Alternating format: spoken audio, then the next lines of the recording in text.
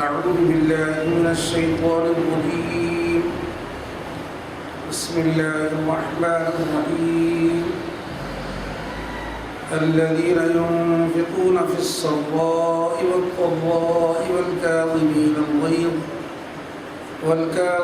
الغيظ والعافين عن الناس والله يحب المحسنين والذين إذا فعلوا فاحشة أو ظلموا أنفسهم ذكروا الله فاستغفروا لذنوبهم ومن يغفر الذنوب إلا الله ولم يصروا على ما فعلوا وهم يعلمون أولئك جزاؤهم مغفرة من ربهم وجنات تجري من تحتها الأنهار خالدين فيها ونعم أجر العاملين قد خلت من قبلكم سنن فسيروا في الأرض فانظروا كيف كان عاقبة المكذبين هذا بيان للناس وهدى وموعظة للمتقين ولا تهنوا ولا تحزنوا وأنتم الأعلون إن كنتم مؤمنين آمنت بالله صدق الله العظيم وصدق رسوله النبي الكريم صلى الله عليه وسلم.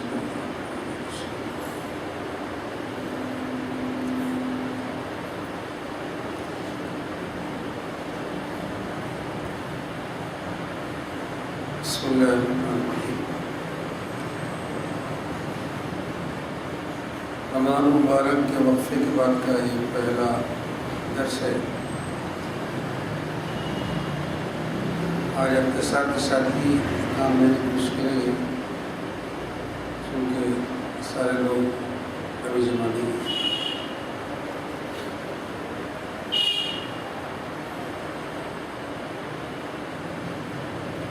اللہ تبارک و تعالیٰ اس سے پہلے کی آیتوں میں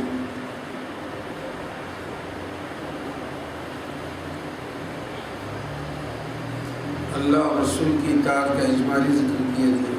اب اس کی تفصیل آ رہی ہے.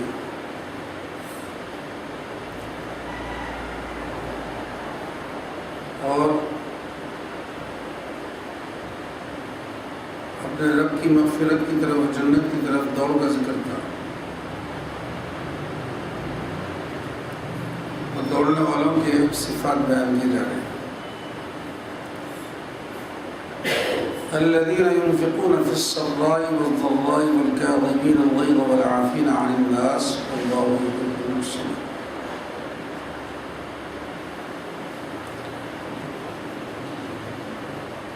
اس میں 3 صفتیں ہیں. ایک تو خرچ کرنا، تیسرے غصے کو پی جانا، تیسرے لوگوں کو معاف کرنا.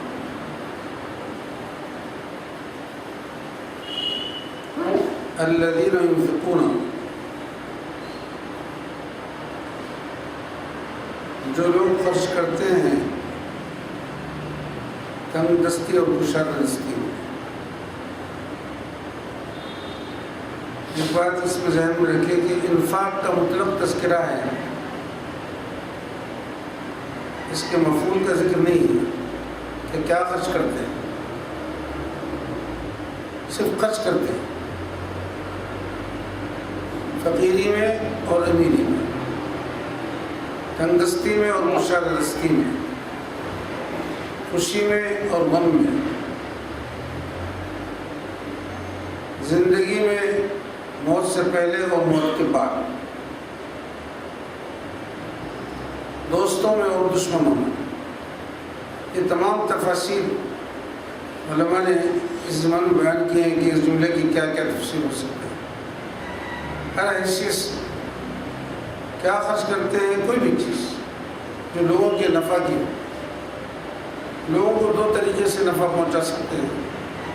ایک تو ان کو فائدہ پہنچانا، دوسرے ان کے نقصان کی ان سے روکنا۔ الذین ينفقون، خرچ کرتے ہیں، فی السرا، السرا سر کے معنی میں چھپی ہوئی طور پر بھی ہے، اور سرور اسی سے دل کی پوشیدہ خوشی کو بولتے ہیں، یا صرف دل کی پوشیدہ بہن کو بولتے ہیں۔ ہر حالت میں وہ خرچ کرتے ہیں، اور تکلیف کی حالت میں، ضرورہ تکلیف کی حالت میں۔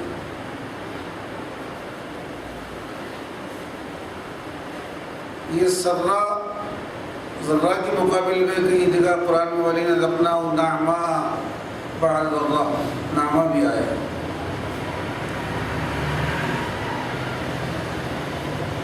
والکاظمین الغیظ، بات یہ ہے کہ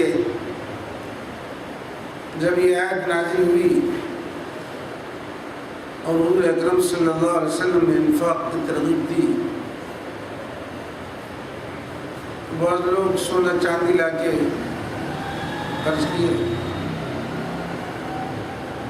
اب جس کا نہیں تھا تو ایک صحابی نے کیا کھجور کے چھلٹے ہی لا کے انہوں کی بارگاہ میں پیش کر دی، میرے پاس یہی ہے۔ ایک صحابی آئے اور عرض کرنے لگے، یا رسول اللہ، میں اپنی قوم میں عزت دار آدمی سمجھا جاتا ہوں، باوقار، میرے پاس خرچ کرنے کے لیے کوئی چیز نہیں ہے سوائے میری عزت اور وقار کی، میں اپنی عزت اور وقار کو ہی خرچ کر دیتا ہوں، اس طرح کے آئندہ اگر کوئی آدمی میری اہانت کرے تو میں اس کو برا نہیں سمجھوں، میری عزت کو لٹا دیتا ہوں۔ ہر چیز اللہ کے راستے میں، ہر خیر کی چیز کا خرچ کرنا، انفاق بولتے ہیں بھلائی کے راستے میں خرچ کرنا۔ اگر یہی حد سے گزر جائے تو یہ اسراف ہو جاتا ہے۔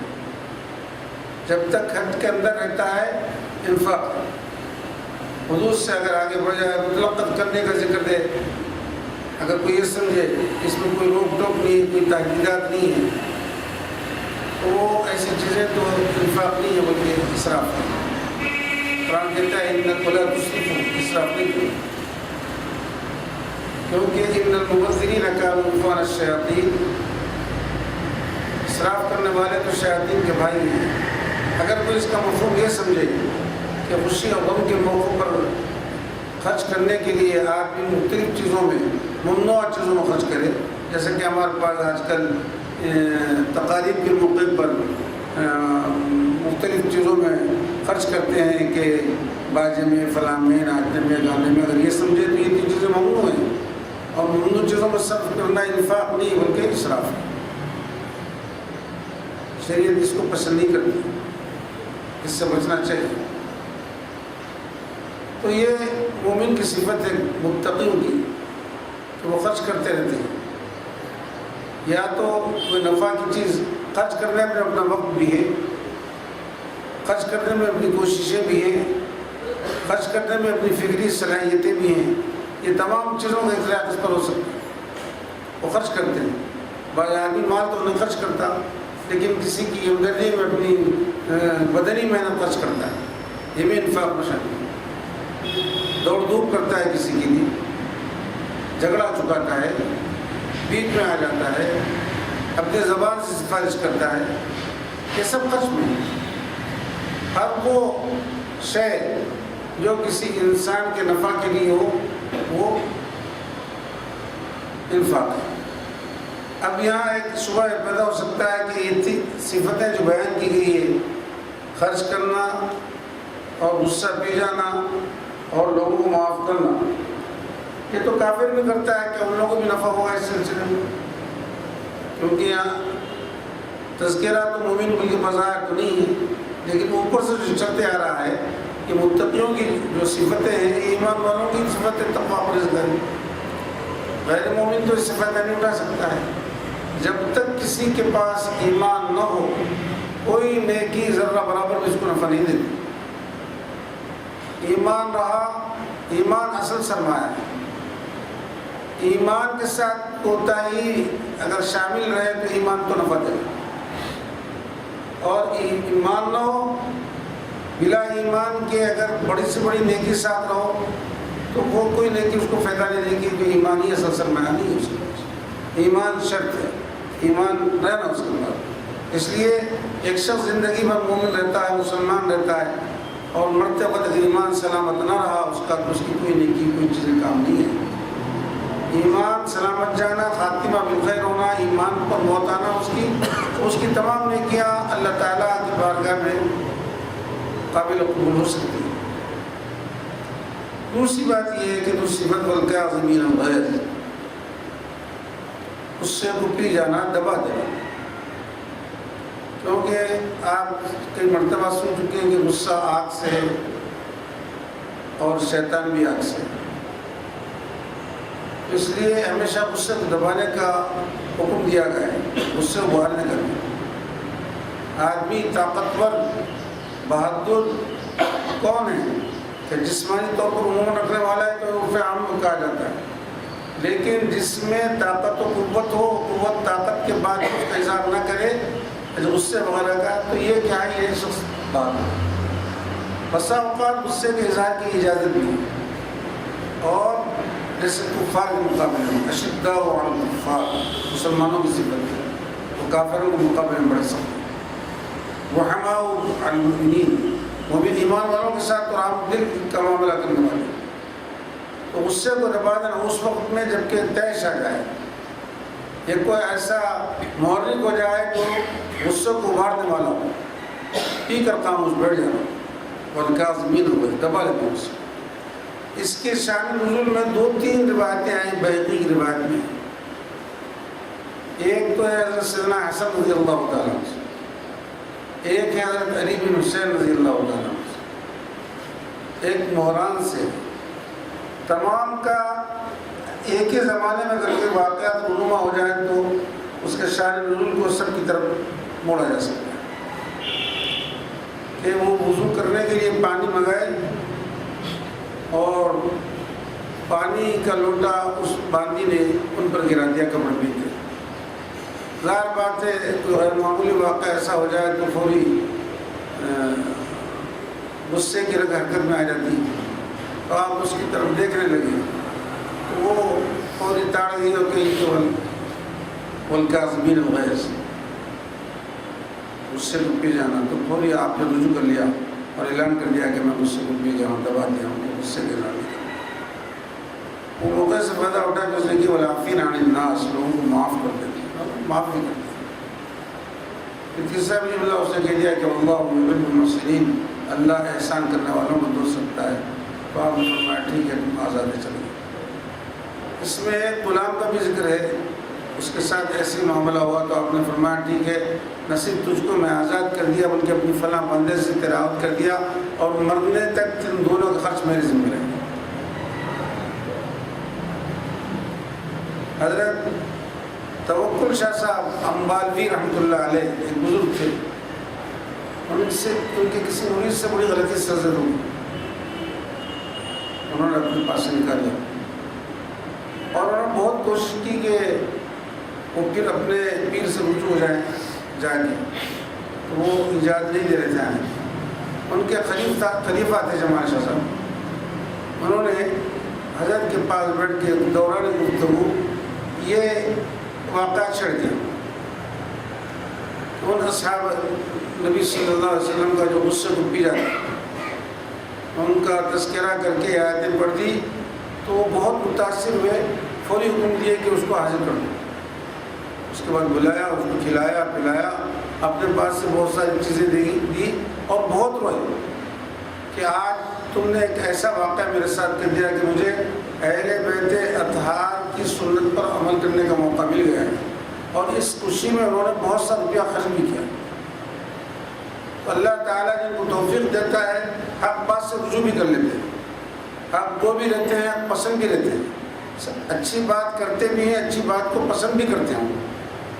انہوں نے ایسے واقعات ہیں، غصے کو پی جانے کی بڑی مثالیں ہیں، غصے کو دبا لینا، غصے کو پی جانا، جب کہ طیش میں آ جائے آدمی متحرک ہو جائے، یہ متقیوں کی صفت ہے۔ والعافین عن الناس، لوگوں کو معاف کرتے رہنا بڑی بات ہے۔ دشمن کو معاف کر تو دوست ہو جاتا ہے۔ حضرت امام اعظم ابو حنیفہ رحمۃ اللہ علیہ کو بازار کے اندر برسرے بازار ایک شخص بہت برا کہنے لگا۔ آپ سنتے رہے، اس کے بعد گھر آ کے ایک طبق میں آپ بہت سارے اشرفیاں دینار و درہم رکھ کے اس کے گھر پہنچ گئے، آواز دی اور کیا بھائی یہ تمہارے لیے کہ تم نے ہم پر بڑا احسان کیا ہے، اپنی نیکیوں میں سے کچھ نیکیاں ہم کو دے دی، ہم کو برا کہا تم نے تو تمہاری نیکیاں ہمارے پاس آ گئی، اس کی وجہ تم کو بھی دے۔ اس کا اثر ایسا ہوا کہ وہ سب بہت شرمندہ ہو گیا اور آپ کے حلقۂ تلامذہ میں شامل ہو، بڑا عالم بن گیا اور اپنی روش کو بدل دی، توبہ و استغفار کر لی۔ تو جب لوگوں سے آپ معافی کا معاملہ کرتے ہیں تو آپ بھی بڑا بن جاتے ہیں۔ والعافین عن الناس، لوگوں کو معاف کرتے رہنا۔ ہاں بسا اوقات لوگوں کی گرفت بھی کرتے رہنا پڑتا ہے اصلاح کے لیے، راہ راست پر لانے کے لیے، لیکن دشمنوں کو معاف کرنا، لوگوں کی خطاؤں کو بخش کر دیتے رہنا، معاف کرتے رہنا بڑی صفت ہے مسلمان۔ اس سے سب لوگ مطیع فرما بردار ہو جاتے ہیں معاف کرنے سے۔ اگر ہے کہ ہر ایک کی دشمنی پکڑ لیا اور انتقام کا جذبہ آ جائے تو لوگ قریب نہیں آتے، دور ہٹ جاتے ہیں، امر بالمعروف کا موقع نہیں ملتا، اس کو بھلائی کی بات بتانے کا کوئی موقع اس کے ہاتھ نہیں آتا۔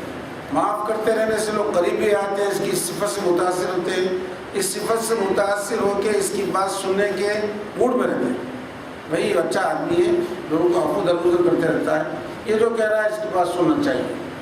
والعافین عن الناس، خصوصاً نوکر چاکروں سے ایسے بہت سارے حالات پیش آتے ہیں کہ غلطیاں ہوتی رہتی ہیں، ان کو قدم قدم پر معاف کرتے رہنا۔ والعافین عن الناس بڑی صفت ہے، نقصان بھی برداشت کرتے رہنا، معاف بھی کرتے رہنا، ان کے خطاؤں کو درگزر کرتے رہنا، یہ مومن کامل کی ایک صفت ہے۔ واللہ یحب المحسنین، اللہ تعالیٰ اعلان فرما رہا ہے کہ دیکھو میں تو احسان کرنے والوں کو دوست رکھتا ہوں، اگر مجھے میرے دوستوں کو تلاش کرنا ہے تو احسان کرنے والوں کو تلاش کرو، جو لوگوں پر احسان کرتے رہتے ہیں مختلف معاملات میں، کچھ دے کے احسان کرتے ہیں، کبھی ان کی تکلیف کو دور کر کے احسان کرتے ہیں، کبھی ان سے کوئی تکلیف پہنچ جائے تو برداشت کر کے احسان کرتے ہیں، ہر حالت میں احسان کرتے ہیں، تو احسان کرنے والے اللہ کے دوست ہیں۔ والذین اذا فعلوا فاحشۃ او ظلموا انفسهم، یہ مومن کی چوتھی صفت بیان کی جا رہی ہے، جب ان لوگوں سے تو کھلم کھلا غلطی سرزد ہو جاتی ہے یا وہ اپنے نفسوں پر ظلم کرنے لگتے ہیں تو اللہ کو یاد کرتے ہیں، فاستغفروا لذنوبہم، اور اپنے گناہوں کی مغفرت طلب کرتے ہیں اللہ کی بات میں۔ یہ فاحشہ کہتے ہیں اصل میں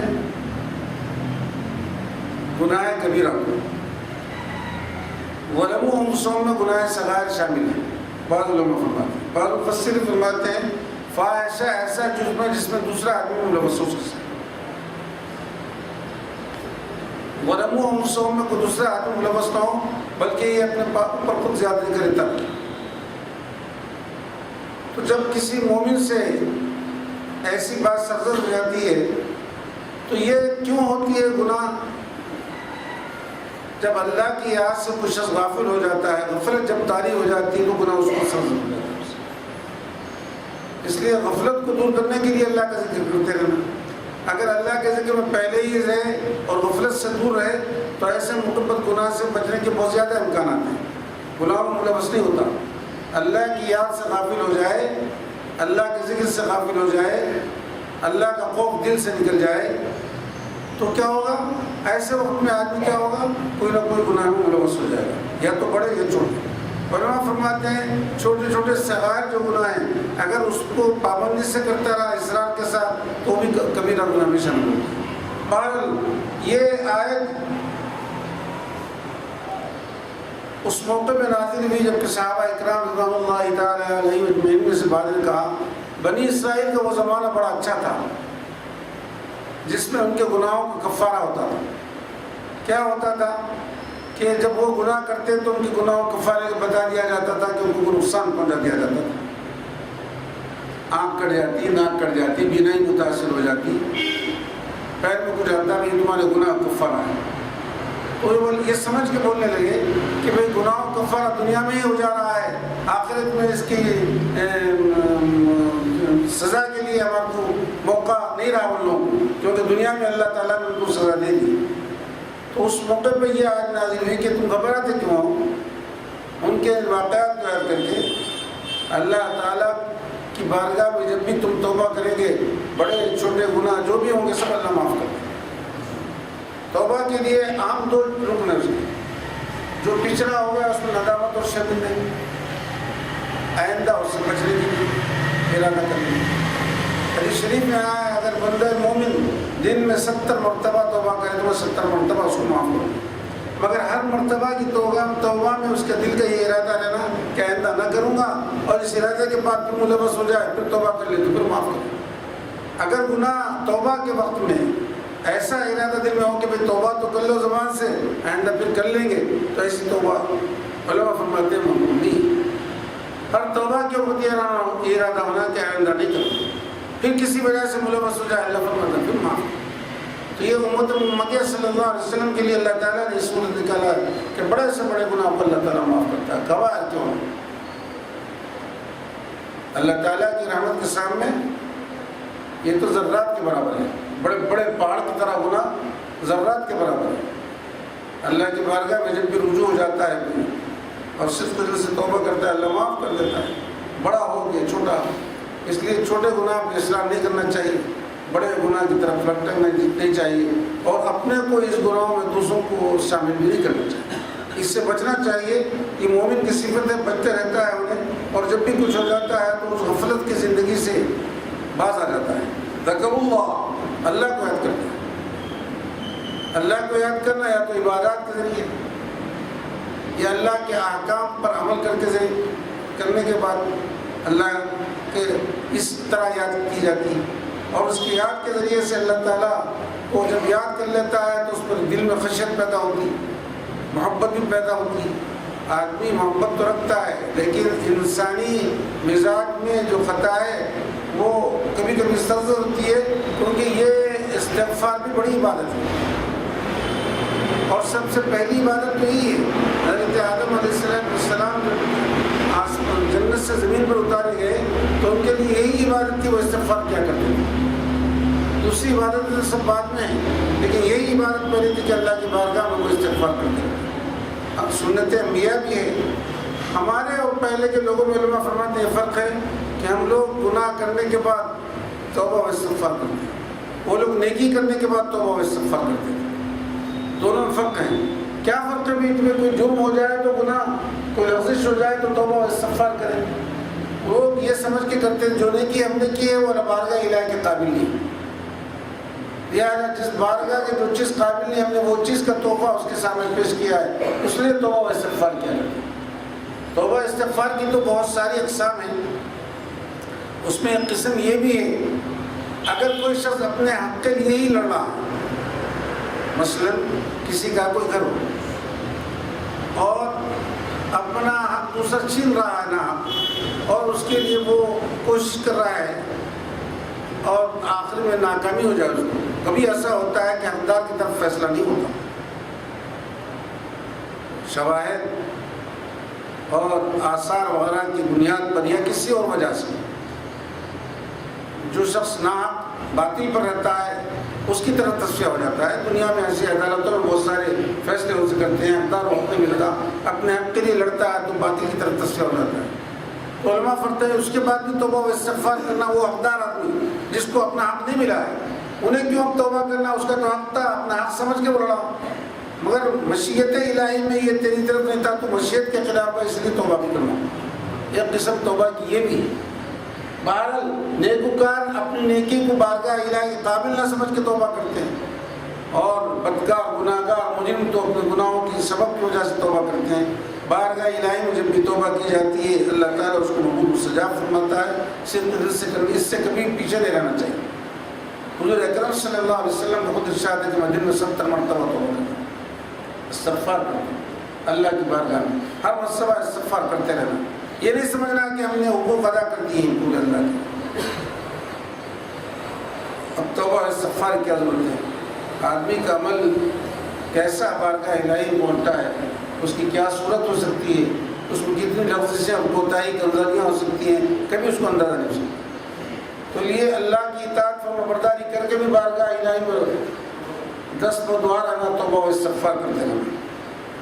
وَلَمْ يُصِرُّوا عَلَىٰ مَا فَعَلُوا وَهُمْ يَعْلَمُونَ، اور بندہ مومن سے جب کوئی خطا سرزد ہو جاتی ہے، کوئی گناہ ہو جاتا ہے، وَلَمْ يُصِرُّوا، اس پر اصرار نہیں کرتا، اڑے نہیں رہتا، ضد اور ہر درمی کا معاملہ نہیں کرتا۔ آدم اور آدمیت کا تقاضا یہ ہے کہ وہ رجوع کرے، شیطان اور شیطانیت کا خاصہ یہ ہے کہ وہ ہر درمی کرے اور اڑا رہے۔ دیکھیے آپ لوگ اصرار کرتے ہیں گناہوں پر تو شیطانیت غالب رہتی ہے، انہوں نے شیطانیت سے اپنا رشتہ جوڑ لیا، اور جو لوگوں سے خطائیں ہو جاتی ہیں، لفظ سے ہو جاتی ہیں، گناہ ہو جاتے ہیں، تو ڈر مر کے فوری بارگاہ الہی رجوع ہوتے ہیں۔ حدیث شریف میں جب بھی کوئی خطا ہو جائے تو اس کی فوری بات نیکی کر لیا کرو، وہ نیکی اس خطا کو میٹ دیتی۔ اور جب بھی آدمی بارگاہ الہی میں رجوع ہوتا ہے، یقین اللہ کی بارگاہ میں عرض کرتا ہے، مولا نہ یہ عبادت تیرے قابل ہے، نہ میرا عمل تیری بارگاہ کے لائق ہے، اور جو خطا سرزد ہو گئی مجھ سے اس کو معاف کر دے، کیونکہ تیرے علاوہ کوئی معاف کرنے والا بھی نہیں۔ بندہ یہ جانتا ہے کہ اللہ معاف کرنے والا ہے، اللہ کے علاوہ کوئی معاف کرنے والا نہیں۔ فاستغفروا لذنوبہم، اب یہاں اشکال یہ پیدا ہوتا ہے، یہ آیت کب نازل ہوئی؟ فاستغفروا لذنوبہم، اس میں دو چار باتیں ہیں، ایک انصاری اور ایک ثقفی، دونوں صحابی میں بہت پکی دوستی۔ ثقفی صحابی کو جہاد میں جانے کا ارادہ ہو، تو جاتے جاتے وہ اپنے دوست کو متعین کر کے گئے کہ کبھی میرے گھر کا سودا پانی لانا پیار نہیں۔ وہ انصاری صحابی بدستور آ کے کام کاج کر دیتے، سودا پانی لا کے لے کے چلے آتے۔ ایک مرتبہ ایسا ہوا کہ اس خاتون کا ہاتھ ان کو نظر آ گیا، انہوں نے ہاتھ کو بوسہ دیا۔ اس کے بعد احساس ہوگا کہ مجھ سے بڑی غلطی سرزد ہوئی، چیختے چلاتے جنگل کی طرف نکل کے پہاڑوں میں چلے، اور اپنے سر پر مٹی ڈالتے جاتے، اپنے گالوں میں مارتے جاتے کہ مجھ سے کیا ہو گیا ہے، بہت روتے جاتے تھے۔ کچھ دنوں بعد وہ ثقفی جو دوست تھے ان کے واپس آئے، گھر میں گئے تو گھر والوں نے کہا کہ آپ نے کیسے دوست کو رکھے گا، کس کا یہ حال ہے؟ تو ان کی تلاش میں نکلے، ڈھونڈتے ڈھونڈتے ان کو پہاڑوں میں جا کے جب کہیں ملے وہ، اور رو رہے تھے، ان کا سجدے میں تھا، زمین پر تھا۔ تو انہوں نے کہا کہ دیکھو تم کو اپنے گناہوں کی معافی طلب ہی کرنا ہے تو بارگاہ رسالت میں چلو، دوا تو اس کی وہاں ملے گی، وہ شفا خانہ ہے تمہارے لیے، تم وہاں چلو، اپنا حضور پیش کرو، حضور کیا فیصلہ فرماتے ہیں دیکھ۔ ان کو لے کے آئے، لے کے آنے کے بعد حضور کی بارگاہ میں پیش کر دیا۔ انہوں نے توبہ و استغفار کی ترغیب دی، یہ آیت اس من میں نازل ہوئی، اللہ نے منکرین کو معاف کر دیا۔ اور ایک صحابی کھجور کا تمار، حضرت تمار کھجور کے کاروبار کرنے والے، ایک عورت آئی اور ان کے کھجور خریدنے لگی، تو عورت انہوں نے کہا کہ اچھے کھجور اندر ہیں آپ۔ جب وہ آ گئی تو انہوں نے اس کا ہاتھ پکڑ لیا، تو اس نے اللہ کا ڈر دلایا، خوف دلائے، تو فوری چھوڑ دی۔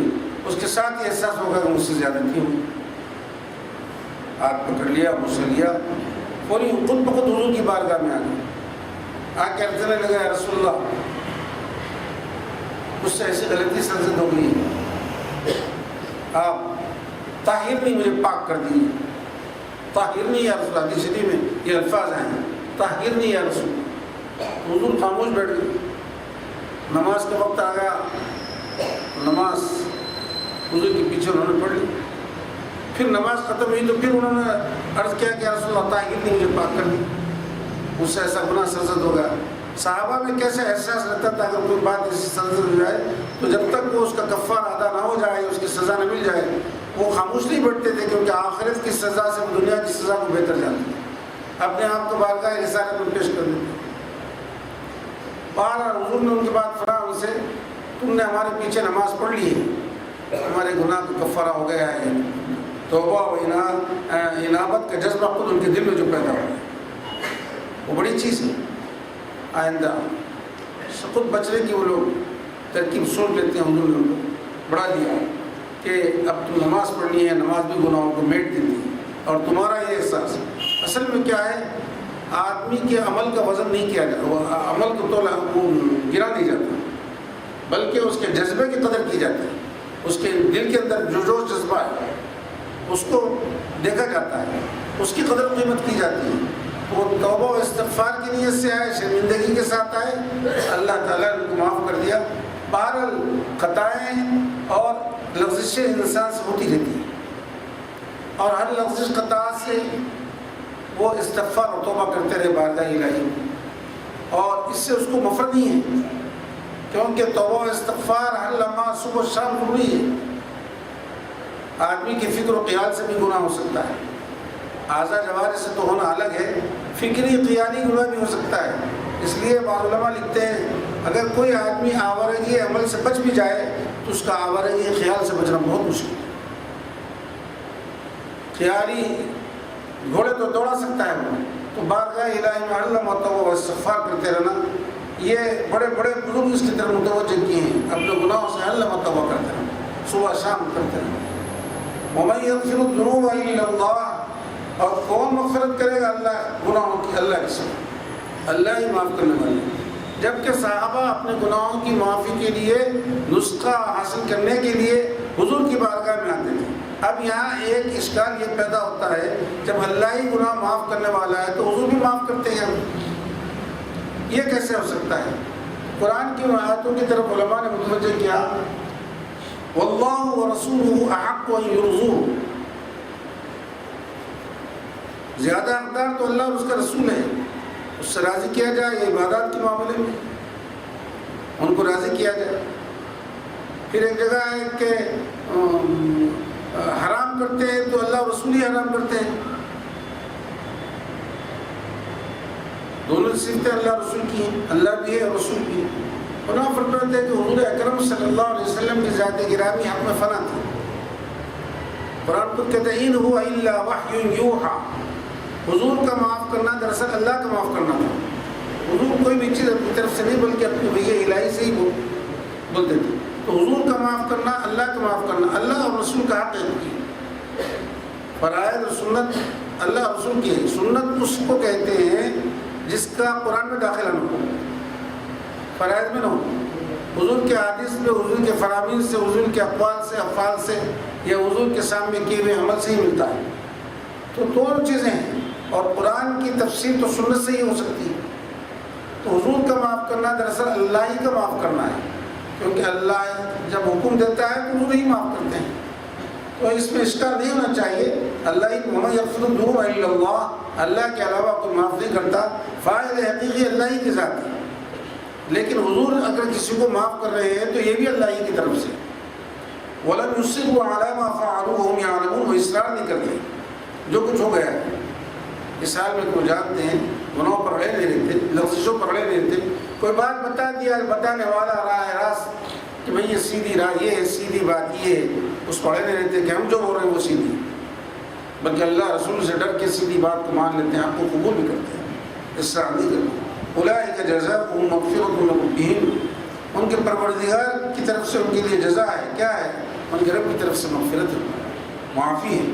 وہ جنات تجری، اور جنات ہیں جس کے نیچے سے ایسے باغات ہیں جن کے نیچے سے نہریں بہتی ہیں، یعنی یہ مائل کی عمدگی اور اس کے اعلیٰ قسم پر دلالت کرتی ہے کہ کسی گھر کے نیچے سے نہر کا بہنا اس کی خوبصورتی پر دلالت کرتا ہے۔ وہ جنات تجری من تحت الانہار خالدین فیہا، اللہ تعالیٰ جنت میں ایسے باغات ان کو عطا کریں گے جن کے نیچے سے نہریں بہتی رہیں گی، جس میں وہ ہمیشہ رہیں گے۔ وَنِعْمَ أَجْرُ الْعَامِلِينَ، عمل کرنے والوں کے لیے کیا ہی بہترین بدلہ ہے پروردگار عالم کی جانب سے۔ قد خلت، اب تک تو یہ چیزیں تھیں، اب یہ بتایا جا رہا ہے قد خلت من قبلکم سنن فسیروا فی الارض فانظروا کیف کان عاقبۃ المکذبین۔ اب مجرموں کو یہ بتایا جا رہا ہے کہ دیکھو تم سے پہلے بھی کچھ امتیں گزری ہیں، ان کے طور طریقوں کو، ان کی عادتوں کو جا کے دیکھو، جو اللہ کی نافرمانی کی انہوں نے، تو اس پر اللہ گرفت لائی کیسے آئی ان کو۔ اعمال آدمی کے عمل کی کوتاہی سے عذاب نہیں آتے۔ جب اللہ کے نبیوں کو انہوں نے اپنا نشانہ بنایا، ان کو ستایا، ان کو تکلیف پہنچائی، ان کے ساتھ گستاخی کی، تو تب عذاب الہی متوجہ ہوئی، ورنہ ان کے عمل کی سزا تو یہ لکھی جاتی تھی، ان کے گھر کو دروازوں پر، ان کی پیشانی پر، ان کے جرموں کو لکھا جاتا تھا، اور ان کی سزاؤں میں یہ بتا دیا جاتا تھا یہ تمہاری سزا ہے، اس کا کفارہ ہے۔ تو اس لیے اس طرح تو وہ ہوتے تھے، لیکن عام عذاب الہی انبیاء کو ستانے پر ہی ہے۔ تو تم اگر اللہ کی نافرمانی کرتے ہیں تو ذرا چل پھر کر دیکھ لو، قوم عاد، سمود، قوم لوط پر کیا عذاب آیا تھا، کس طرح اللہ نے ان کی بستیوں کو دھسا دیا تھا، کس طرح ان کی صورتوں کو مسخ کر دیا تھا، کس طرح شام میں وہ سو گئے تھے، صبح اٹھے تھے ان کی بستیاں غائب ہو گئی تھیں۔ ذرا یہ تو دیکھو جا کے چل پھر کے فصیلوں پہ لڑ دی، فانظروا کیف کان عاقبۃ المکذبین، کہ عاقبت کو جھٹلانے والوں کا کیا انجام ہوا ہے، اس سے عبرت حاصل کرو، ان سے سزا لو۔ اگلا گرا پچھلا تو ہوشیار ہونا چاہیے۔ تو سزاؤں کے معاملے میں اب یہ فرما رہا ہے کہ نافرمانی کا انجام کیا ہوگا، ذرا چل پھر کر زمین پر دیکھو، ان کے مقامات پر جا کر دیکھو، عبرت کی نگاہ ڈالو، دیکھو، سیرو فی الارض، ان کے عذاب کے مقامات کو دیکھو۔ حدیث شریف میں آیا ہے عذاب کے مقامات کو عذرائے انجام کے اعتبار سے دیکھنا، عبرت حاصل کرنے کے دیکھنے کے لیے اجازت ہے، لیکن وہاں جا کے ٹھہرنا اور بصیرہ کرنے کے لیے منع کیا ہے۔ جن کے تبوک کے موقع پر حضور اکرم صلی اللہ علیہ وسلم نے صحابہ سے کہا کہ صحابہ سے فرمایا کہ یہاں عذاب الہی آیا تھا فلاں فلاں قوم پر، قوم لوط پر، قوم سمود پر، قوم عاد پر، یہاں سے جلدی سے گزر جاؤ، یہاں مت ٹھہرو۔ بلکہ حضور نے خود ایک چادر اوڑھی تھی، چادر اوڑھ کے وہاں سے نکلے۔ تو عذابات کے مقامات پر ٹھہرنا بسیرا کرنا نہیں ہے، بلکہ عبرت کی نگاہ سے ان کو دیکھ کے گزر جانا ہے۔ آج بھی مینا اور مزدلفہ کے درمیان میں وادی محصر ہے جہاں اصحاب فیل پہ عذاب آیا تھا، وہاں ایک جاری لگا دی گئی ہے۔ اب تو ازدحام کی وجہ سے وہ جگہ محسوس نہیں ہوتی اور لوگ اس سے بچنے کے لیے خود ان کو معلوم ہوتا ہے کہ یہ وادی محصر ہے، لیکن حدیثوں میں اور کتابوں میں آیا ہے کہ اس مقام پر نہیں ٹھہرنا چاہیے، آدمی وہاں سے جلدی سے نکل جانا ہے، کیونکہ عذاب الہی آتا ہوں، اللہ کے غصے کا اظہار ہواتا ہوں، ایسے مقامات پر نہیں ٹھہرنا چاہیے۔ محمود مقامات، پسندیدہ مقامات پر آدمی ٹھہرتا ہے، جہاں اللہ کا ادبار آئے، عذاب آئے، اللہ کی ناراضگی کا اظہار ہو، تو اس جگہ پہ تو نہیں ٹھہرنا چاہیے، نکل جانا چاہیے۔ ہاں اگر جا کے دیکھنا ہے تو انجام اور عاقبت اور نصیحت حاصل کرنے کے لیے جا کے دیکھ لو کیا ہوا تھا، وہ مقامات کا مشاہدہ کرو۔ وہ مقامات پر جاتے ہیں تو ان کو وہ عذاب کی کیفیتیں یاد آ جائیں گی۔ قرآن میں جس کا تذکرہ ہے، احادیث شریف میں جس کا تذکرہ ہے، اللہ نے جو بیان کیا ہے کہ کیسے کیسے عذاب آیا تھا، اس قوم کے لوگوں نے کیا کیا کیا تھا، اس میں تم کو ڈر لگے گا، تم چھوڑ دیں گے مجرمانہ روش تو چھوڑ دیں گے، اللہ کی نافرمانی سے باز آ جائیں گے، اللہ اور رسول کی اطاعت فرما برداری کر تم پلٹ جائیں گے، ان کی نافرمانی چھوڑ دیں گے۔ چل پھر کر دیکھو زمین کے اندر، فسیروا فی الارض، عبرت حاصل کرو، فانظروا کیف کان عاقبۃ المکذبین، عاقبت کو جھٹلانے والوں نے کیا کیا کیا، فراموش کر دیا۔ ان کے نظر میں نہ عاقبت تھی، نہ قیامت تھی، نہ جزا سزا تھی، نہ پوچھ کا کوئی تذکرہ تھا، تصور تھا ان کے اندر، اور انہوں نے بس اپنے گناہوں نے جرم میں اور اس کے جنگل میں پھنستے ہی رہے، آگے بڑھتے رہے۔ نتیجہ کار یہ ہوا کہ اللہ تعالیٰ نے گرفت فرمائی، عذاب الہی ان کے اوپر آ گیا، تہس نہس کر دیے گئے، کوئی بچے نہیں اس کے، دھسا دیے گئے زمین کے اندر، ان کی صورتوں کو بدل دیا گیا۔ هذا بیان للناس وهدى وموعظة للمتقین، یہ لوگوں کے لیے بیان ہے، واضح، وهدى وموعظة للمتقین، اور ہدایت ہے متقین کے لیے۔ قرآن کریم تو تمام انسانوں کی رہنمائی کے لیے آیا ہے، کافۃ للناس، ہدی للناس ہے قرآن کریم، لیکن قرآن دو چیزیں پیش کر رہا ہے، یہ بیان ہے لوگوں کے لیے، ایک واضح ہے، وہ ہدی و موعظۃ للمتقین، اور متقین کے لیے اس کے اندر ہدایت ہے۔ یعنی قرآن یقیناً سارے انسانوں کے لیے ہدایت بن کر آیا ہے، قیامت تک کے لیے۔ یہ تمام جہاں میں رہنے والوں کے لیے نصیحت کا بھی کام دیتا ہے، ہدایت کا بھی کام دیتا ہے، لیکن خبردار اس قرآن سے وہی لوگ نفع اٹھاتے ہیں جس میں تقویٰ اور پرہیزگاری کی صلاحیت ہے۔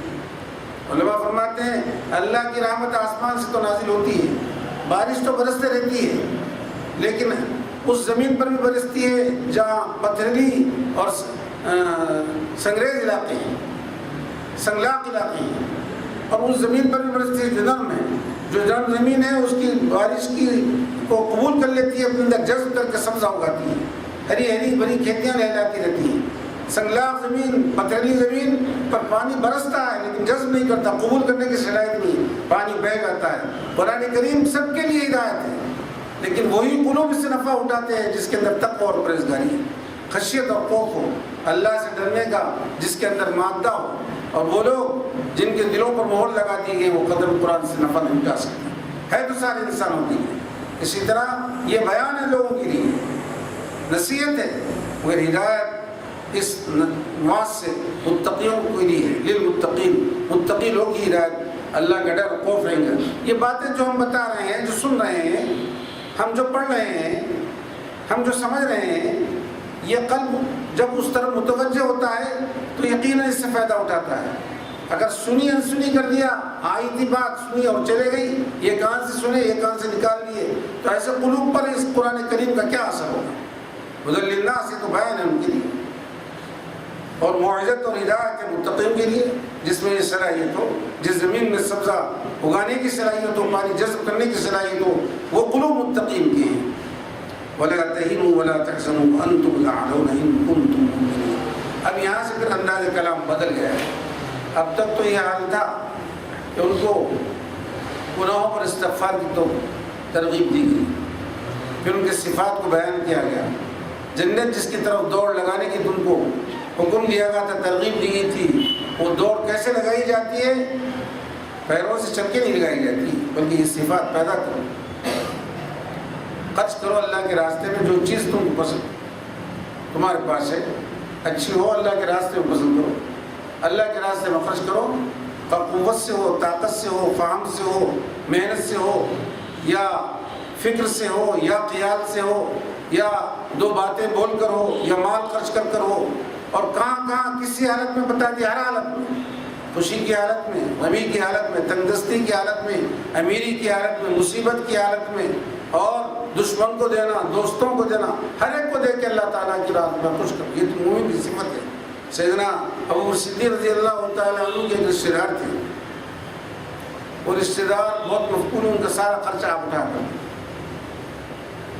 تو جب سیدنا عائشہ رضی اللہ تعالیٰ عنہا پر تہمت لگی تو وہ اس تہمت کی تائید کرنے والوں وہ بھی تھے، تو ان کو بڑا ملال ہوا، جس کا سارا خرچ میں اٹھاتا ہوں، جس کی کفالت کرتا ہوں، وہی میری بچی کے معاملے میں تہمت میں شریک ہے، آپ نے ہاتھ رکھ دیا، تو قرآن نازل ہوا، وَلَا يَأْتَلِ مِنْ فَضْلِ مِنْكُمُ السَّاعَةِ، یہ زیب نہیں دیتا کسی مسلمان کو، اللہ نے جس کو بڑے فضل کے مقام پر فائز کیا ہے کہ وہ اپنا ہاتھ رکھ لے انہیں اسے دینے سے، معاف کر دینا، وَالْعَافِينَ عَنِ النَّاسِ، معاف کر کے آگے بڑھو، دیکھو کیا معاملہ ہوتا ہے، رجوع کر لیتے ہیں، پہلے زیادہ تمہارے گرویدہ ہو جاتے ہیں۔ تو یہ باتیں ان میں ان کے صفات کو بیان کیا گیا تھا، اور قرآن پر گناہوں پر اصرار نہیں کرنے کی ترغیب تھی، اور مومن کو نہیں کرتا، مومن کی یہ صفت ہے گناہ پہ اصرار نہیں کرتا، گناہ ہو جاتا ہے تو تڑپتے پڑکتے بے خیالی میں اپنے آپ سے کچھ نہ کچھ نکلتے رہتا ہے، کیا ہوگا مجھ سے، وہ اللہ کی بارگاہ میں تڑپتے رہتا ہے، دعا کرتے رہتا ہے، اللہ تعالیٰ اس کو معاف بھی کرتا ہے، اس کی جزا میں مغفرت سے سرفراز فرماتا ہے، اور جنت میں اعلیٰ باغوں کا وعدہ بھی کر رہا ہے۔ اور اگر مجرمانہ زندگی گزار رہا ہے اور پلٹ کے نہیں آ رہا تو فرمایا قد خلت من قبلکم، پچھلے لوگوں کی زندگی دیکھ لو جنہوں نے جرموں میں اپنی زندگی گزاری ہے، اللہ کی نافرمانیوں میں گزاری ہے، اور پلٹ کے پاس نہیں آ رہی، تو چل پھر کے دیکھو ان کا کیا انجام ہوا۔ تم اس انجام سے گھبراتے کیوں نہیں؟ اس انجام سے نصیحت کیوں نہیں حاصل کر سکتے؟ اس انجام سے عبرت کیوں نہیں پکڑتے؟ ڈرو اللہ سے، محمد بعید نہیں یہ بات کہ تمہارے لیے بھی کوئی ایسی بات آ جائے، اللہ گرفت بھی کرتا ہے، ایسی بات نہیں ہے، اللہ تو ڈھیل دیتا ہے، 70 مرتبہ ڈھیل دیتا ہے، کبھی کبھی گرفت بھی کرتا ہے۔ جس طرح مومن کے اعمال کی جزا آخرت میں ملے گی، لیکن دنیا میں بھی اللہ تعالیٰ کچھ نہ کچھ دیتا ہے اور خالی نہیں رکھتا ہے۔ اب فرما رہا ہے کہ وَلَا تَهِنُوا وَلَا تَحْزَنُوا، جنگ احد کے موقع پر جو حالات پیش آئے تھے اس طرف پھر پلٹا قرآن کریم نے کہ دیکھو جنگ احد میں بات یہ ہوئی تھی کہ حضور نے جو ہدایت دی تھی صحابہ سے اس پہ چپ ہو گئی، کہ حضور نے ادھر پہ کھڑا کر دیا تھا پہاڑی پہ کہ یقین اندازوں کی ادھر سے ہٹنا نہیں، تاکید بھی کر دی، لیکن جب فتح ہونے لگی مسلمانوں کو تو یہ سمجھ گئے کہ غلبہ ہمارا ہو گیا ہے، وہ لوگ بھاگ رہے ہیں اور مال غنیمت وہ بھی لے رہے ہیں، ہم کو بھی اس میں شامل ہو جانا چاہیے۔ حضور کے فرمان کی غرض یہی تھی کہ جب تک فتح حاصل نہ ہو جائے یہاں سے نہیں ہٹنا، یہ سمجھ گئے۔ وہ سمجھنے میں لفظ ہو سکتی ہے آدمی کسی مفہوم کے عکس کرنے میں، انہوں نے کیا کیا وہ اس پہ سڑ گئے۔ حالانکہ جو سردار تھے انہوں بار بار بولنے لگے کہ مت جاؤ یہاں سے۔ عبداللہ بن جہاز نے کہا کہ حضور نے منع فرمایا ہر حالت میں ہی رہنا۔ خالد بن ولید جب تک ایمان نہیں لائے تھے وہ دیکھے کہ وہ پہاڑی خالی ہو گئی ہے، دور سے چکر کاٹ کے دستے کو لے کے انہوں نے جا کے حملہ کر دیا، جیتی ہوئی بازی پلٹ گئی، یہاں تک کہ 70 صحابہ شہید ہوئے، بہت سارے زخمی ہوئے، اور حضور اکرم صلی اللہ علیہ وسلم بھی اس میں زخمی ہو گئے۔ اب اس کے بعد کیا ہو گیا؟ خبر اڑ گئی کہ حضور اکرم صلی اللہ علیہ وسلم شہید ہو چکے ہیں۔ تو مسلمان بولے اب لڑکے کیا کریں؟ بعض تو میدان چھوڑ کے جانے لگے، بعض نے کہا کہ اب نہیں، جب وہ جا چکے تو ہمارا رہنا کیا فائدہ ہے، چلو جس قدر باقی زندگی ہے جہاد کر کے گزار دو، دشمن سے لڑتے رہے۔ بہت سارے صحابہ شہید ہو گئے۔ پھر جب اعلان ہوا تو پلٹ کے آئے۔ تو ولا تہینوا ولا تحزنوا مطلب یہ ہے اگر تم آگے قرآن آ رہا ہے اور کہ اگر تم کو اس مرتبہ ہزیمت اٹھانی پڑی تو اس سے پہلے بھی دوسروں کو ہزیمت اٹھانی پڑی۔ بدر میں کیا ہوا؟ اس سے زیادہ ان لوگوں کا نقصان ہوا تھا، اس سے زیادہ وہ لوگ گھائل ہوئے تھے، اس سے زیادہ زخمی ہوئے تھے، اس سے زیادہ لٹے پٹے گئے تھے۔ تو اب کیا ہوا؟ تم اس حال میں ہمت نہیں آنا، ولا تہینوا ولا تحزنوا، غالب تو تم ہی رہیں گے، غم مت کرو۔ وانتم الاعلون، نہ پچھلی چیز پر رنجیدگی کا اظہار کرو نہ آئندہ غم کے لیے، بلکہ وانتم الاعلون، بلند تو تم ہی رہیں گے۔ ایک مرتبہ ایسا ہو جائے کسی وجہ سے یہ نہ سمجھو کہ آئندہ بھی ایسا ہونے والا ہے۔ چنانچہ تاریخ میں یہ دیکھا ہے کہ حضور اکرم صلی اللہ علیہ وسلم کے صحابہ اس وقت سے لے کے آخری وقت تک کبھی ہارے نہیں، ہمیشہ جیتی ہوتے رہی، یہاں تک کہ خلفائے راشدین کے دور میں بھی ہمیشہ جیتتے رہے، تابعین کے دور میں بھی جیتتے رہے وہ۔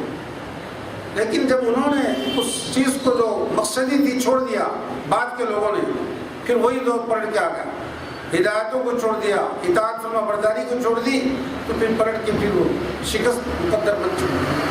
ورنہ ہمیشہ وہ غالب رہے تو ولا تہینوا ولا تحزنوا۔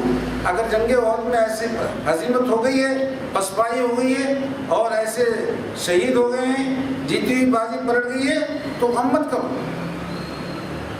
وانتم الاعلون، تم ہی بلند نہیں، کیونکہ اللہ بلند ہے، اللہ کا نام بلند ہے، کبھی پس نہیں ہوگا۔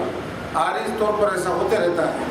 ان کنتم مؤمنین، جب تک تمہارا ایمان سلامت رہے، ایمان کے تقاضوں کو تم پورا کرتے رہیں گے، بلند تو تم ہی رہیں گے۔ جب ایمان کے تقاضوں کو پورا کرنے کی کیفیت ختم ہو جائے گی، کمزور پڑ جائے گی، ناقص پڑ جائے گی، اب دوسرے لوگ اس وقت غالب آنے لگیں گے۔ ان یمسسکم قرح فقد مس القوم قرح مثلہ، اگر تم کو کوئی زخم پہنچا ہے تو فقد مس القوم قرح مثلہ، اس سے پہلے دوسروں کو بھی زخم پہنچا۔ وَتِلْكَ الْأَيَّامُ نُدَاوِلُهَا بَيْنَ النَّاسِ، اللہ تعالیٰ عدل بدل کرتے رہتے ہیں لوگوں کے درمیان دنوں، کبھی ان کو فتح تو تم کو شکست، کبھی تم کو شکست تو ان کو فتح ہوتے رہے۔ بدر میں ان کو شکست ہمت دلا رہا ہے قرآن کریم، اس سے پہلے تم کو بھی شکست ہوئی تھی نا، تم لوگوں نے شکست دی تھی، تمہارے ہاتھوں سے وہ لازمت اٹھائے تھے، مارے گئے تھے، ہلاک ہو گئے تھے، لٹ گئے تھے، ان کا بہت سارا مال غنیمت تمہارے قبضے میں آ گیا تھا، بہت سارے گرفتار ہو گئے تھے، بہت سارے زخمی ہو گئے تھے۔ اب تمہارا معاملہ آ گیا تو پریشانی کی ضرورت ہے، کبھی وہ کبھی تم۔ لیکن یاد رکھو قاعدہ کلیہ یہ ہے، اگر تم ایمان کے تقاضوں کو پورا کرتے رہیں گے، اطاعت فرما برداری تو فتح تو تمہارا مقدر رہے گی۔ بھول ہو گئی تھی تم سے، کچھ درجے کو چھوڑ دیا، تھوڑی سی لفزش کی وجہ سے یہ صورتحال پیدا ہوئی ہے، لہذا اب غم مت کرو، آئندہ ایسا خیال مت کرو۔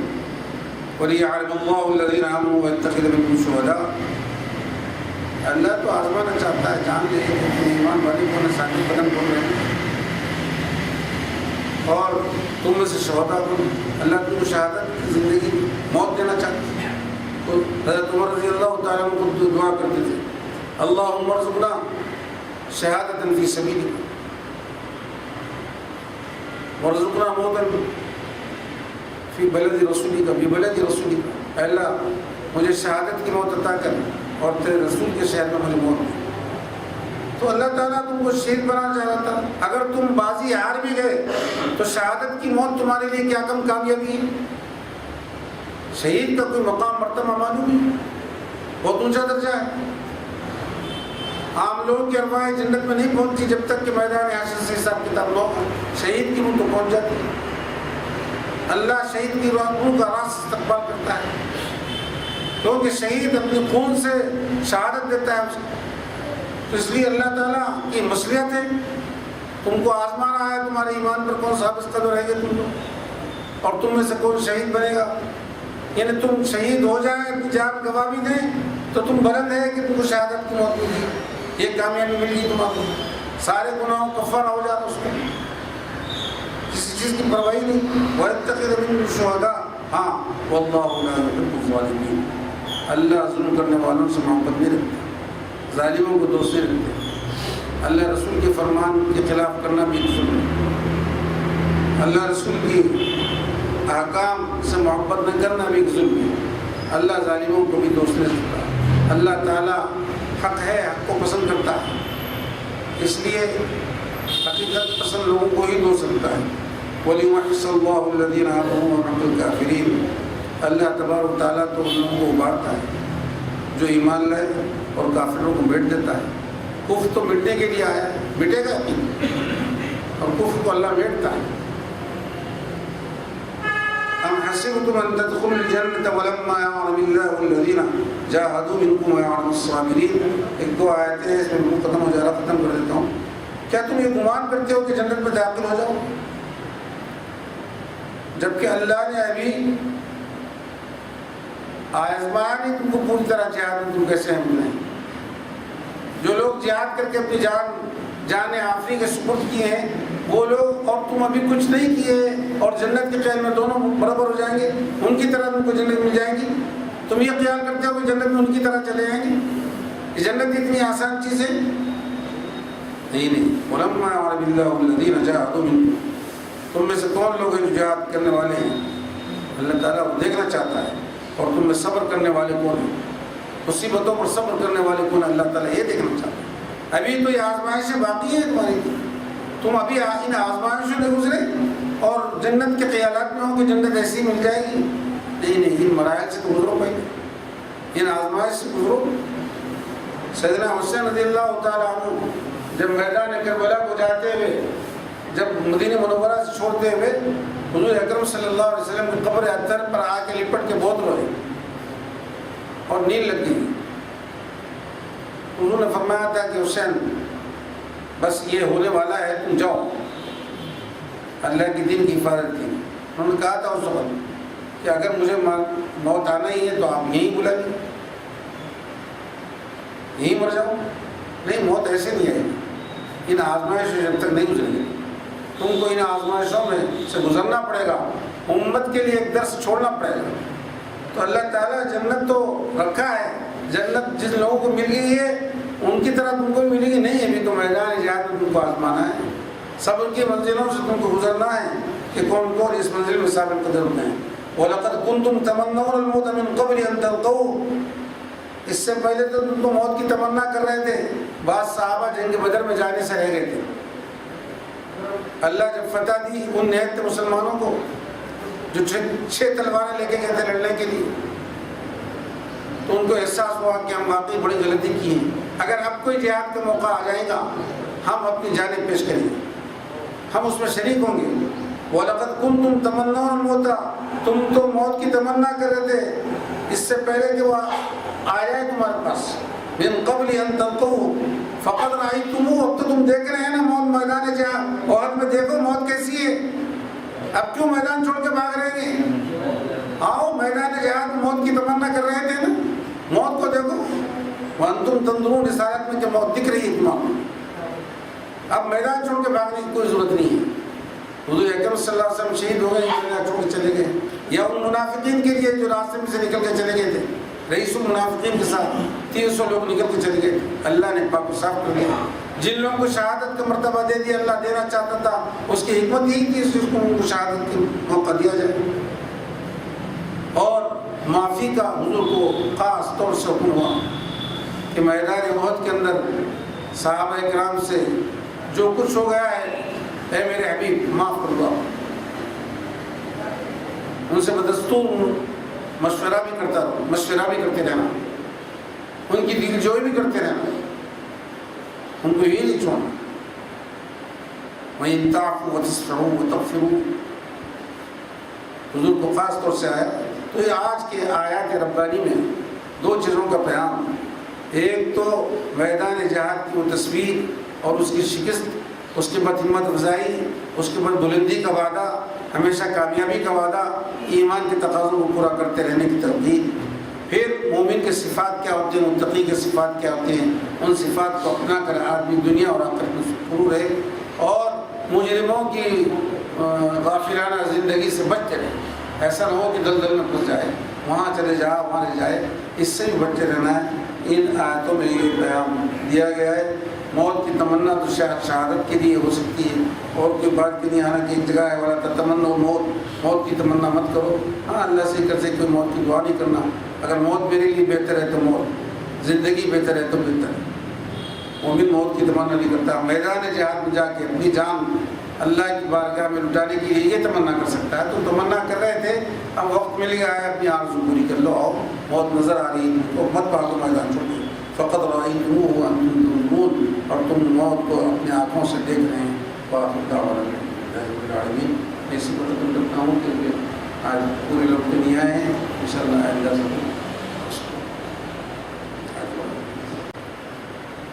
اور اولیاء کے کچھ واقعات سناتے ہیں تاکہ ہمارا دل مضبوط ہو، ایمان اسلام پر ثابت قدم رہے اور ہمارے لیے نیا حوصلہ ملے، زندگی گزارنے کا سلیقہ آ جائے، عادات اور اطوار درست ہوتے رہیں۔ حضرت حاتم حسن رحمۃ اللہ علیہ نے ایک مرتبہ فرمایا،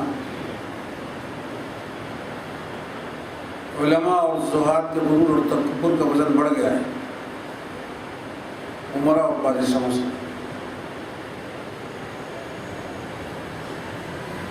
علم دو قسم کا ہوتا ہے، ایک علم نفع دیتا ہے، علم نافع، ایک علم نقصان پہنچاتا ہے، علم ذات۔ اس طرح علماء کی دو قسم بن گئی، ایک علماء ربانیین ہے، ایک علماء ازہار۔ اللہم احفظنا من علماء ازہار، من علم ازہار، علم ایسا علم جو ضرر پہنچاتا ہے، نقصان پہنچاتا ہے۔ ایمان، عقیدے اور عمل کو اس کو بچنا چاہیے۔ تو موقع پہ آپ نے ایسے فرمایا کہ بس علماء کے تکبر اور زہداء کے غرور کا وزن بڑھ گیا ہے عمرا اور بادشاہوں کے غرور تکبر سے۔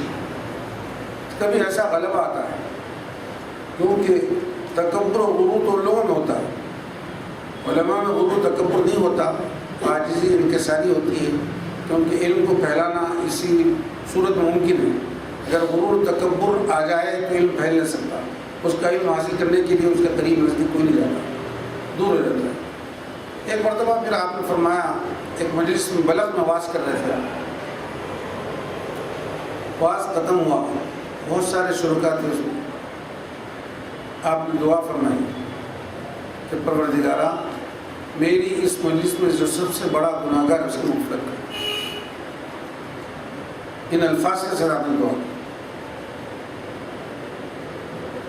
مجلس برخاست ہو گئی۔ اس میں ایک آدمی تھا جو کفن چراتا تھا، مجلس سے اٹھ کے اپنے عادت کے موافق جا کے قبر کو تلاش کیا، نشان لگایا اور رات میں جا کے پھر کھود کر قبر نکالنے لگا تو آواز آئی، ارے ارے مجرم، ابھی تو حاتم حسن کی مجلس سے بخشا ہوا آیا ہے، پھر یہ کیا کر رہا ہے؟ تو معلوم ہوتا ہے کہ جہاں دعائیں ہوتی ہیں وہاں دعا کسی کے حق میں بڑی کارگر ہو جاتی ہے۔ وَرْكَعُوا مَعَ الرَّاكِعِينَ، رکوع کرنے کے والوں کے ساتھ، دعا بھی عبادت ہے، اور ایسے عبادت کے موقع پہ بسا اوقات مستجاب لوگ رہتے ہیں. ایک روایت میں آیا جہاں بھی 40 آدمی جمع ہو جاتے ہیں ایک اس میں صالح کو رہتا ہے، ہر 40 میں ایک صالح کو رہتا ہے. تو دعائیں جب ہوتی ہیں ان دعاؤں پر آمین کہنا، دعائیں کرتے رہنا ان لوگوں کے ساتھ، اور کسی مستجاب الدعوات مرد باخدا کی دعا میں ایسا اثر رہتا ہے کہ اللہ تعالیٰ سن لیتا ہے اور شریک ہونے والے کو پتہ نہیں چلتا کہ خود اس کی دعا کیا سیدھی لگ گئی. تو اس کی دعا سے جو فضل ہوتا ہے بڑا فضل ہو جاتا ہے کہ آدمی کی کایا پلٹ جاتی ہے، بخشش ہو جاتی ہے، زندگی نئی اس کو عطا کی جاتی ہے. اس سے بچتے رہنا چاہیے.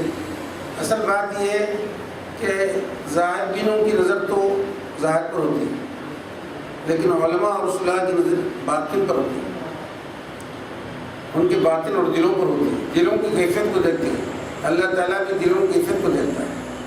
یہ اپنی نظر سے ان کے دلوں کی کیفیت کو تاڑ لیتے ہیں اور اس کی اصلاح کرنے کے لیے کمر بستہ ہو جاتے ہیں کہ ان کا دل درست ہو جائے تو ساری چیزیں ان کی درست ہو جاتی ہیں.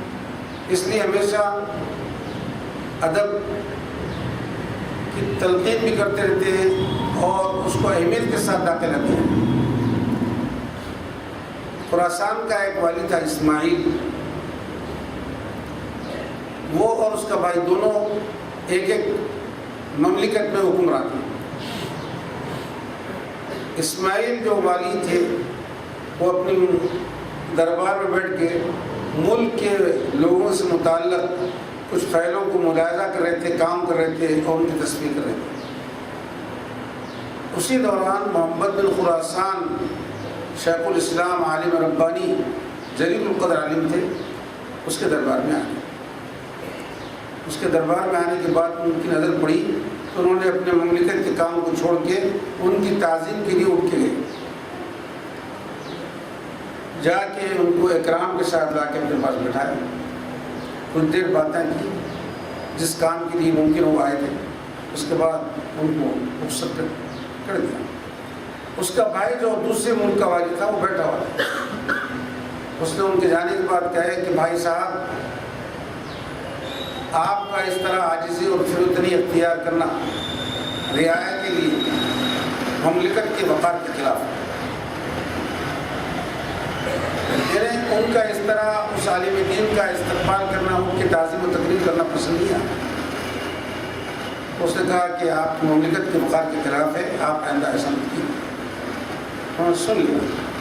رات ہوئی تو اسماعیل جو فرما روا سو گئے. حضور اکرم صلی اللہ علیہ وسلم خواب میں تشریف لا کے فرمائے ثبت ملوککم و ملوک اولادکم، تمہاری مملکت کو اللہ تعالیٰ نے مضبوط کیا تمہارے لیے، تمہارے اولاد کے لیے، بجلالتی محمد بن خراسان. محمد بن خراسان عالم دین کے اکرام کی وجہ سے، ان کے ادب اور تعظیم کی وجہ سے اللہ نے تمہارے ملک کو سپارہ کیا. اور تمہارا بھائی جو اس نے خفت تخفیف کی، اعانت کی علماء کی، اللہ تعالیٰ اس کے ملک کو سے چھین لے. تو معلوم ہوتا ہے کسی کی اعانت اور بے ادبی کی وجہ سے بھی آدمی کی نعمتیں سلب ہو جاتی ہیں، اور کسی کے ادب اکرام کی وجہ سے ان کی چیزوں کو دوام بھی ملتا ہے، بقا بھی ملتی ہے، برکت بھی ہوتی ہے. بظاہر آدمی کو سمجھ میں نہیں آتا. اس لیے اہل اللہ کا، علماء ربانیین کا، مردان باخدا کا ہمیشہ اکرام، اعزاز، تعظیم کرتے رہنا چاہیے. ویسے ہر مومن کا اکرام کرنا چاہیے. مومن کے اکرام کی ترغیب آئی ہے. اس کے ایمان کی وجہ سے اس کے اکرام کرنا، اس کی عزت کرنا، اس کی احانت نہیں کرنا. اس کی وجہ سے اللہ تعالیٰ مختلف نعمتوں سے انسان کو سرفراز کرتے رہتا ہے جو اس کے وہاں خیال بھی نہیں دیتی، اور اس کے لیے پتہ بھی نہیں چلتا کہ یہ صفات، یہ طوالت، یہ مضبوطی کہاں سے آ گئی ہے. اس کے اکرام کی، آداب کی وجہ سے آ گئی. معلوم ہوا کہ بزرگوں کے ساتھ دعاؤں میں شامل رہنا، خود بھی دعا کرنا، دوسروں کی دعا کروانا، اور اکرام تعظیم بجا لاتے رہنا. اس کی وجہ سے ایمان بھی سلامت رہتا ہے. اللہ تعالیٰ کی بخشی ہوئی نعمتیں بھی ہمارے پاس باقی رہتی ہیں.